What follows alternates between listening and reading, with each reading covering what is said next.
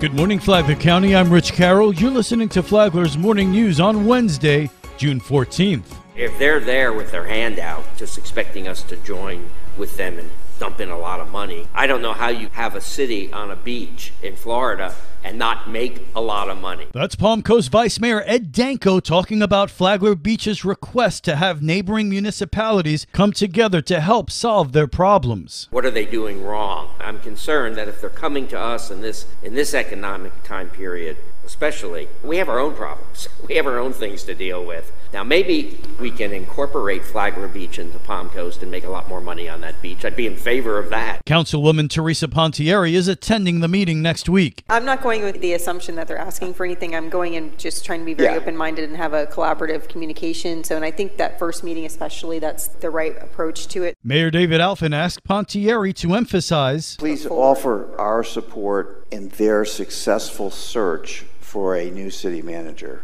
I think that would be good for everybody if they are successful. Danko expressed concerns about that. I guess I'm a little surprised that they haven't waited to fill that slot before doing something like this. It seems like they've got the cart before the horse. Alphin also asked Pontieri to inquire about like an update on their economic development, which is their project. So, you've got a hotel. It would be good for us to understand what is developing. Councilman Nick Kloufis, while tooting the city's horn, also wanted an update on. I was just concerned about the current state of their golf course and what they're doing with the golf course. Good question. Yeah. I don't want to say that we've been successful transforming ours, but we've been successful transforming ours. So. Yep. The meeting is happening 1 week from today. This local news is a service of Flagler County's Toyota dealer, Beaver Toyota US 1 St. Augustine, here to wow you.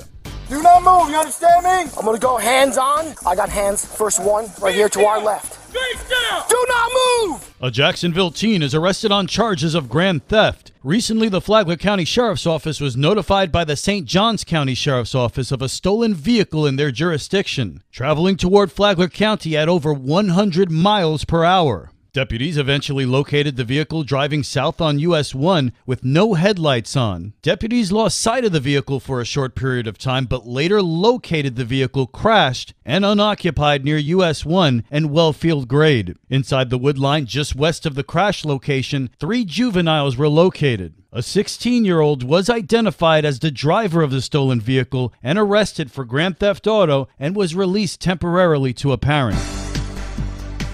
It was a fairly busy weekend for Flagler County deputies. Flagler County Sheriff's Office deputies last weekend handled 975 calls for service and made 196 traffic stops. Sheriff Rick Staley says it seems the summer heat is causing people to be angry. Here's one notable case. 2 of the arrests were a result of people losing their temper. One was a woman who had been fired from her employer, decided to burglarize the business and then vandalize it, leaving derogatory notes throughout the business. Thank you for the clue. And a man was arrested for beating up his neighbor. The second one was a man in Bunnell was arrested for battering his neighbor and charged with battery of a person over 65 during a neighborhood dispute. That is a felony. Sheriff Staley says in all 16 arrests were made just over the weekend. For Flagler's Morning News, I'm Karen Johnson. Who is your inspiration? Teresa Rizzo, the executive director of Flagler Education Foundation, said it was peers and mentors who encouraged her to stay in education. Rizzo credits one person in particular with telling her that she had a gift. Lynette Schott, who is executive director of student community engagement in Flagler County years ago, looked at me and said, I can't imagine you doing anything else. Like, you just have the gift of being a teacher. Rizzo said that she never saw herself as a teacher and that her mentors encouraged her to grow. Business Minds Coffee Chat is on WNZF Saturday mornings at 8:30 and on the Flagler radio app. Tomorrow, Joe also had a hand in Teresa's future. From the WNZF newsroom, I'm Deb Albertson. And now you're up to date on Flagler's Morning News. I'm Rich Carroll. Listen to News Radio WNZF and Flagler's Morning News anywhere in the world by downloading the Flagler radio app on your smartphone.